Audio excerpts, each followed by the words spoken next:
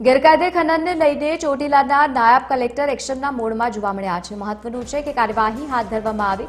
નાયબ collector ST મકવાણાનું અડધી રાત્રે ચેકિંગ પ્રક્રિયા જોવા મળી હતી। નાયબ કલેક્ટર એસટી મકવાણા અને સાથે જ તેમની ટીમે ચેકિંગ પ્રક્રિયા હાથ ધર્યું છે। મૂડીના આસુદ્રાળી તથા થાનગઢમાં પણ ચેકિંગ પ્રક્રિયા હાથ ધરવામાં આવી છે।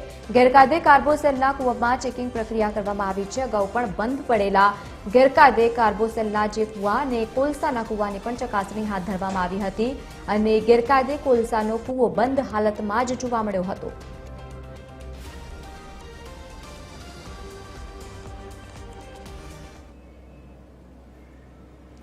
વધુ માહિતી સાથે સંવાદદાતા રાજેશ જોડાયા છે। રાજેશ, ફરી એકવાર નાયબ કલેક્ટરે કાર્યવાહી હાથ ધરી છે, ચેકિંગ પ્રક્રિયા હાથ ધરાઈ છે, વધુ માહિતી।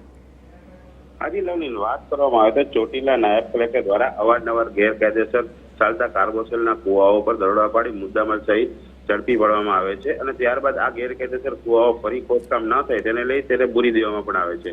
અત્યારે નાયબ કલેક્ટર દ્વારા મોડી રાત્રે 2 વાગ્યાના અરસામાં એસટી મકવાણા અને તેમની ટીમ દ્વારા અલગ અલગ વિસ્તારોમાં ગેરકાયદેસર કાર્બોસેલના કુવાઓ પર ચેકિંગ હાથ ધરવામાં આવ્યું છે, જેમાં ખાસ કરીને જો કહીએ તો મૂળી તાલુકાના આસુંદરાણી તથા થાનગઢ તાલુકાના નળખંભા ગામે ખાનગી જમીનમાં અગાઉ બંધ કરાયેલ ગેરકાયદેસર કોલસાના કુવાઓની ચકાસણી હાથ ધરવામાં આવી હતી અને તપાસ દરમિયાન કોઈ પણ ગેરકાયદેસર કોલસાના કુવો ચાલુ હાલતમાં મળી આવ્યો ન હતો।